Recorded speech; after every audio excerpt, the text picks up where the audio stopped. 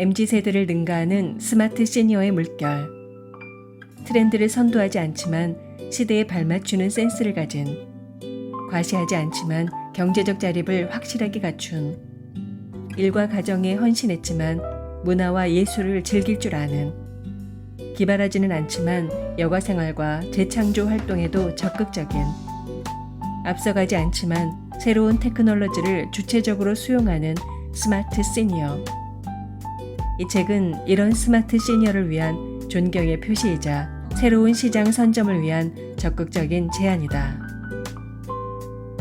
50플러스 스마트 시니어에 주목하라.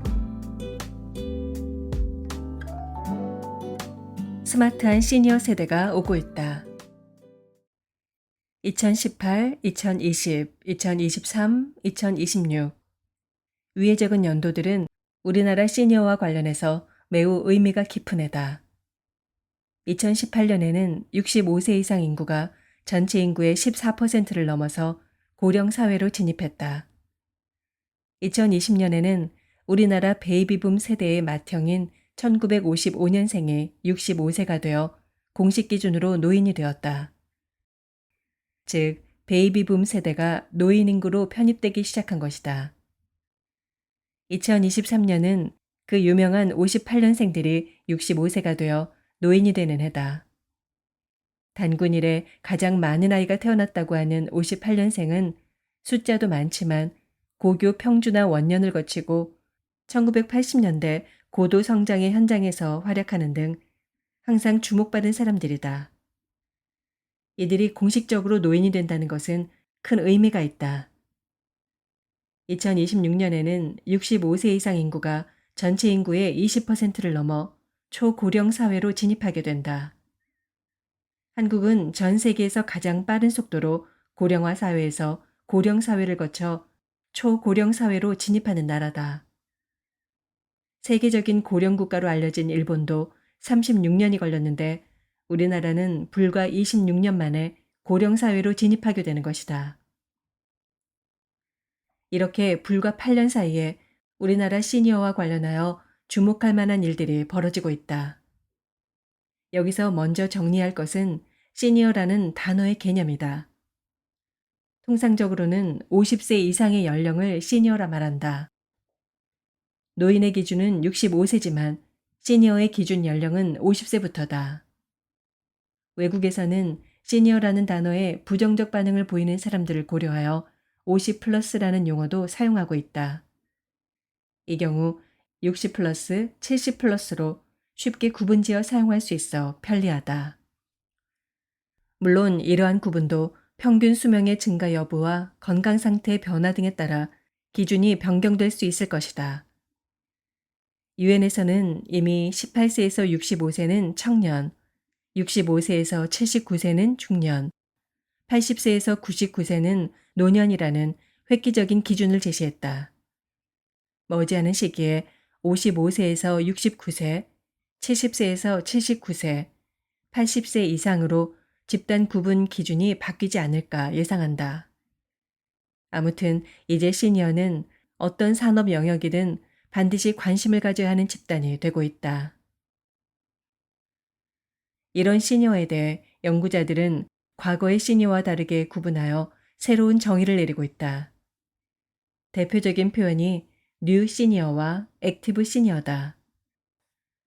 물론 의미 있는 개념 정의지만 지금 주목받고 있는 시니어를 제대로 담은 표현인지에 대해서는 아쉬움이 있다. 그래서 이 책에서는 스마트 시니어라는 새로운 개념을 이야기해보고자 한다. 스마트는 센스, 머니, 아트, 리크리에이션, 테크놀로지의 첫 글자를 딴 약칭이다. 즉, 시대에 뒤떨어지 않는 센스를 갖추고 일정한 경제력이 있으며 문화예술에 대한 관심이 높고 여가 활동은 물론 자기 스스로를 재창조하는 활동을 적극적으로 하며 발전하는 각종 테크놀로지에 거부감을 갖지 않고 주체적으로 수용하고 활용하는 시니어를 말한다. 다른 면에서 스마트는 지금의 시니어에게 바치는 헌사다.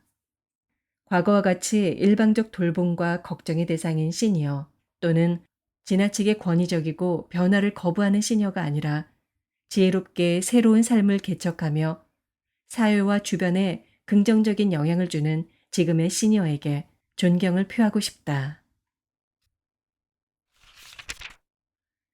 커뮤니케이션 능력이 생존력이다. 시니어에게 꼭 필요한 것 세 가지를 꼽자면 건강, 경제력, 커뮤니케이션 상대다. 커뮤니케이션 상대가 없으면 고립감을 느끼는 것은 모든 연령대가 마찬가지지만 시니어는 더 강하게 느낀다. 특히 남성이 문제다. 여성은 남성에 비해 네트워크를 만드는 능력이 뛰어나다. 대체로 씩씩하고 활동적이며 진취적이다. 대부분의 남성은 퇴직 전까지 사회생활에서 맺은 관계에만 집중하다가 퇴직 후 갑자기 관계가 사라지거나 변하는 상황에 맞닥뜨리고 당황하는 경우가 많다. 이에 비해 여성은 이미 오랜 시간을 거쳐 형성된 이웃이나 동창들과의 커뮤니티가 지속됨에 따라 별다른 충격을 받지 않는다.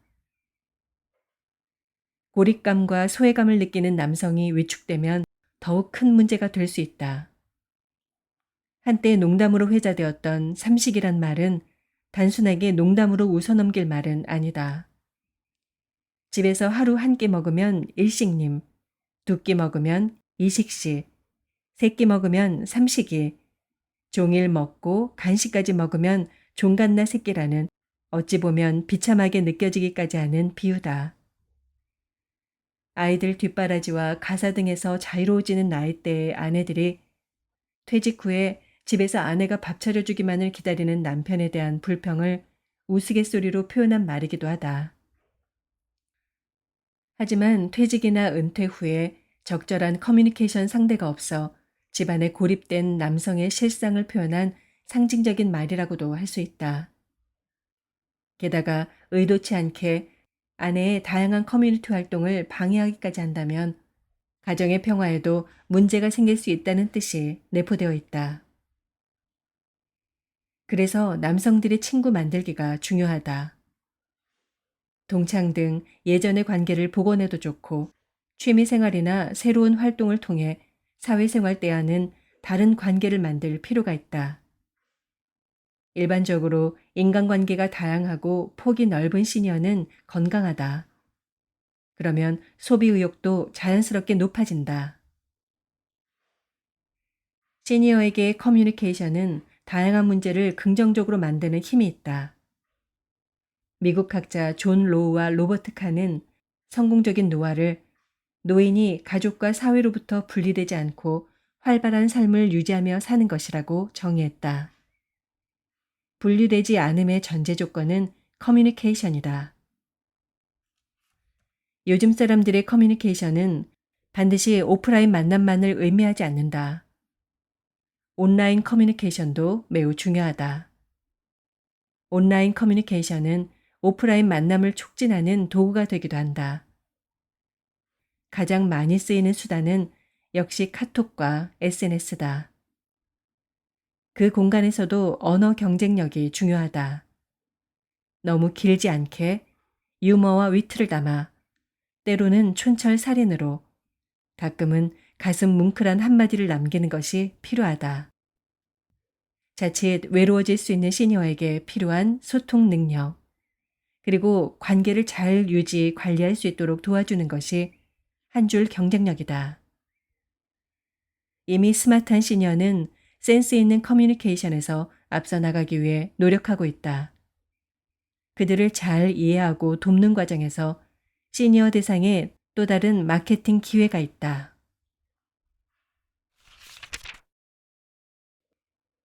돈보다 중요한 가치를 지키는 것은 돈. 시니어에게 가장 두렵고 힘든 것은 질병과 고독이다. 아무리 돈이 많아도 몸이 아프거나 주변에 이야기를 나눌 사람이 없으면 아무 소용이 없다. 하지만 역설적으로 질병과 고독에서 자유로워지려면 일정한 수준의 돈이 필요하다. 일본의 대형 광고 대행사 하쿠호도의 분석에 따르면 시니어는 건강, 인간관계, 경제력을 기준으로 5가지 유형으로 나눌 수 있다고 한다.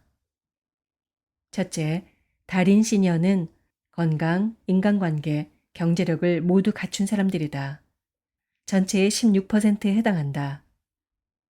둘째, 자족 시니어는 건강, 인간관계는 갖추었지만 경제적 여유가 없는 사람들이다. 전체의 26%를 차지한다. 셋째, 고립 시니어는 건강하지만 인간관계가 좁은 층이다. 전체의 24%가 여기에 속한다. 넷째, 상호 보완 시니어는 건강이 좋지 않지만 인간관계는 넓은 사람들이다. 전체의 13%를 점유한다. 다섯째, 눈물의 시니어는 건강도 좋지 않고 인간관계도 좋지 않은 사람들이다. 전체의 21%가 여기에 포함된다. 이 조사 연구에서 밝혀낸 것은 다른 무엇보다도 인간관계가 시니어의 감정과 정보 관심도를 좌우한다는 점이다. 이러한 내용을 소비의 관점에서 보면 인간관계가 좁은 층은 대체로 구매 의욕도 낮다고 볼 수 있다.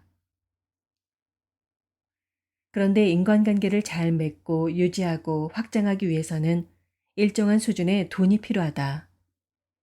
친구를 만나더라도 자존심을 유지하고 친구들에게 폐를 끼치지 않을 정도의 돈은 있어야 한다. 매번 신세를 지면서도 친구와의 관계에서 위축되지 않고 자주 만나기는 어렵다. 새로운 인간관계를 만들고 유지하는데도 돈이 필요하다. 건강도 마찬가지다. 질병에 미리 대비하는 것, 그리고 혹시라도 질병에 걸릴 경우 조기에 대처하는 것, 이 모든 것이 일정한 수준의 돈이 있어야 가능하다. 그래서 미리 은퇴에 대비해 계획을 세우고 철저하게 준비해야 하는 것이다. 찰리 채플린은 인생에서 중요한 것 세 가지는 꿈, 용기, 최소한의 돈이라고 말했다. 아무리 의욕이 있어도 최소한의 돈이 뒷받침해주지 않으면 의욕을 달성하기 어려운 것이 현실이다. 흔히 시니어는 돈을 안 쓸 것이라는 편견이 있는데 그것은 오해다. 안정지향적이긴 하지만 투자 의욕도 갖고 있다. 저금리 시대에 은행에 넣어놓고 소진하는 방식으로는 긴 노후 생활을 지탱하기 어렵기 때문이다. 이런 니즈를 잘 이해하고 해결할 수 있는 솔루션을 제공하는 회사가 큰 시장을 차지할 수 있을 것이다. 자산 관리라는 말은 많이 하지만 아직 확실하게 선두로 부각된 기업은 없다. 그것이 과연 기존 금융회사일지 아니면 핀테크로 무장한 신흥회사일지도 흥미로운 관전 포인트다. 시니어의 문화생활. 사람은 학교 졸업 후 직장 생활, 결혼과 자녀 출생, 내 집 마련, 자녀 교육 등으로 매일 전쟁과 같은 세월을 보내고 50대 중후반이 되어야 어느 정도 안정기에 들어서는 경우가 많다. 자녀가 결혼한 경우도 생기고 아직 미혼이더라도 부모의 손이 훨씬 덜 가게 된다. 이 시기부터 시간 부자가 되는 것이다. 여기에 은퇴 시점을 맞으면 시간은 확 늘어나게 된다. 물론 본인이 지속적으로 일을 해야만 생계를 유지하는 경우도 있지만 어느 정도 경제적 기반을 가진 층이라면 시간 여유가 많아지는 것은 확실하다. 처음에는 친구들과 만나 밥을 먹거나 술을 마시면서 지내겠지만 그것만으로 시간을 보내는 데는 한계가 있다. 취미를 가지려는 욕구가 자연스럽게 생길 수밖에 없다. 이때 문화예술이 대안으로 떠오르게 된다. 우선 젊은 시절 생업에 바빠 기회를 갖지 못했던 문화예술 경험에 대한 갈증을 해소할 수 있다. 기왕이면 교양 있는 시니어로 보이고 싶은 욕구도 존재한다. 영화 시장에서 시니어의 잠재력은 이미 숫자로 증명되고 있다.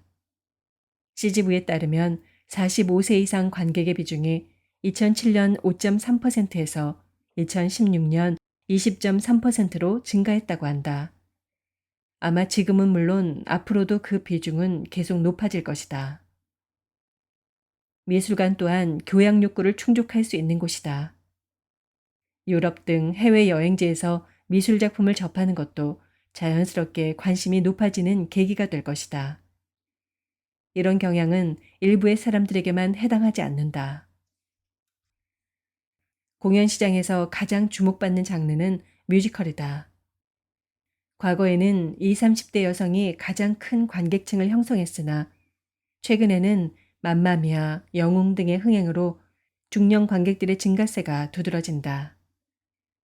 중년 관객을 타깃으로 하는 창작 뮤지컬도 계속 기획되고 있다고 한다. 이런 움직임 속에서 우리가 주목해 볼 것은 평일의 가능성이다. 시니어는 시간 부자이며 주말에 얽매일 필요가 없다. 당연히 가격이 저렴하고 사람도 적은 평일을 선호한다. 문화예술을 즐기면서 근사한 식사 계획이나 주변을 둘러보는 계획도 세울 수 있다. 이런 경향이 가속화되면 문화예술 시설은 물론 주변의 식당이나 쇼핑 시설도 평일 매출 증가를 기대할 수 있다. 시니어가 움직이면서 경제 주체로서 또 하나의 가능성을 여는 것이다. 문화예술을 즐기는 시니어는 또 다른 혜택도 누릴 수 있다. 학술 논문에 따르면 문화예술 공간을 찾거나 문화행사에 참여하는 고령자의 60%가 건강이 호전되는 효과를 얻었다고 한다. 시니어는 문화예술을 통해 건강과 행복, 자신감을 모두 얻을 수 있으므로 이에 대한 관심이 더욱 높아질 것으로 기대한다. 재창조. 젊은 노인도 있고 늙은 청년도 있다. 사고방식이나 행동이 진취적이지 못하면 나이는 젊어도 노인과 다름없고 육체적 나이는 늙었지만 적극적이고 긍정적인 청년의 마인드를 가진 사람도 있다. 결국 마음에 달려 있다. 앞서가는 시니어는 일에서는 은퇴해도 사회에서는 은퇴하지 않는다는 마음을 가지고 있다. 은퇴 전과는 달리 개인적인 생활에 좀 더 몰입하면서도 사회와 지속적으로 관계를 유지하는 것을 희망한다. 1997년 미국에서 앙코르닷 ORG라는 사회혁신기관을 설립한 마크 프리드먼은 오랜 연구를 통해 중년과 노년 사이를 인생의 새로운 절정기인 앙코르 커리어로 정의했다. 그는 먼저 일할 자유를 언급하면서 왜 사는지, 어떤 삶이 의미 있는 삶인지, 꼭 해보고 싶은 일은 무엇인지에 대한 성찰을 통해 두 번째 인생을 설계해야 일에서 기쁨과 보람을 느낄 수 있고 자존감과 정신적 충만감을 높일 수 있다고 한다. 두 번째 일을 찾기 위해서는 나를 되돌아보고 잊고 있던 것들을 돌이켜보는 여유를 가지며 무엇이 나를 충만하게 하는지를 발견해야 한다. 좋아하는 일을 위해 다시 처음부터 시작하는 것을 두려워해서는 안 되며 적성에 맞는 일을 발견하면 그 일에 대한 재교육을 통해 사회와 다시 연결되어야 한다고 말했다. 시니어가 두 번째 인생을 설계할 때 중요하게 생각하는 것이 공익이다. 돈을 벌어 생계를 유지하는 것을 넘어 사회적으로 의미 있는 역할을 하고 이를 통해 자신의 인생이 의미 있고 행복한 삶으로 발전해 나가기를 바라는 심리가 있다. 사회적 기업이나 협동조합과 같이 공동체 성격이 강한 일 또는 소외계층이나 약자를 위한 사회복지 관련 업무, 기타 사회적 기여가 가능한 일에 관심을 보이는 시니어가 여기에 해당한다. 설령 두 번째 인생의 중심축을 공익에 두지 않더라도 생활의 일부만이라도 공익적 기여를 염두에 두는 시니어도 많다. 후배 세대에게 도움을 주면서 성취감을 느끼는 시니어, 개발도상국에 자신의 경험을 전수하며 보람을 느끼는 시니어, 노하우가 부족한 중소기업에 경험을 전수하는 시니어도 큰 틀에서 보면 공익적 기여에 해당한다.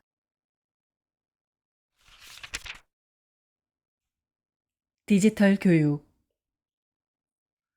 2019년 산업연구원 조사에서 만약 100만 원이 생긴다면 시니어는 5만 5천 원을 정보통신기기에 지불할 의사가 있다고 했다. 주목할 점은 시니어 대부분이 스마트폰을 이미 갖고 있음에도 공돈이 생긴다면 정보통신기기에 투자할 의사가 있다는 것이다. 그것이 스마트 패드이든 무선 이어폰이든 IT에 관심을 갖고 있다는 증거라고 할 수 있다. 물론 일부 디지털 수용 능력의 차이는 존재한다. 특히 70대 이상 시니어는 일상생활에서 어려움을 겪고 있다. 햄버거 하나를 구입하거나 국수 한 그릇을 사 먹으려 해도 무인 키오스크 앞에서 쩔쩔매는 경우가 있다. 이런 시니어를 위한 디지털 교육이 필요하다. 생활에 필요한 IT 사용법을 알기 쉽게 전달하고 반복 교육을 통해 두려움을 없애줘야 한다.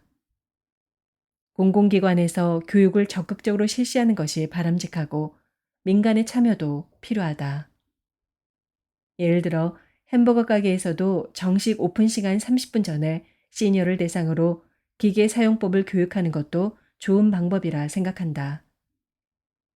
은행에서도 개점 전이나 폐점 후에 시니어를 대상으로 모바일 뱅킹 등 은행 업무 교육을 실시한다면 호감도 얻고 업무 부담도 줄이는 효과가 있을 것이다.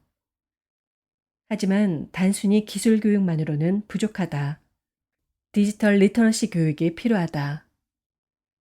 디지털 리터러시란 디지털 기술을 사용할 줄 아는 능력과 언제 어떻게 사용할지를 아는 능력을 말한다. 디지털 기술을 사용할 때 접하는 정보를 비판적으로 수용하는 능력, 타인을 존중하고 배려하는 자세 등이 포함된다. 쏟아지는 정보의 홍수 속에서 사실 파악을 제대로 하지 못해 잘못된 정보에 휘둘리는 것은 위험한 일이다. 또한 시니어가 자칫 나이만을 내세워 상대방에게 강요하거나 과거의 경력을 바탕으로 고압적인 자세를 취한다면 빈축을 살 것이다.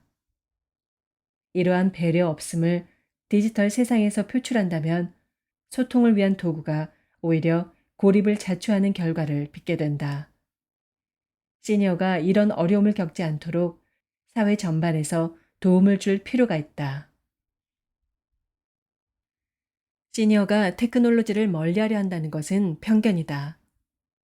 그들은 속도는 느리더라도 신기술을 받아들이고 활용하려는 노력을 하고 있다. 특히 5, 60대는 젊은이들과 큰 차이 없이 신기술에 관심을 보이고 있음을 앞서 여러 수치에서 확인할 수 있었다.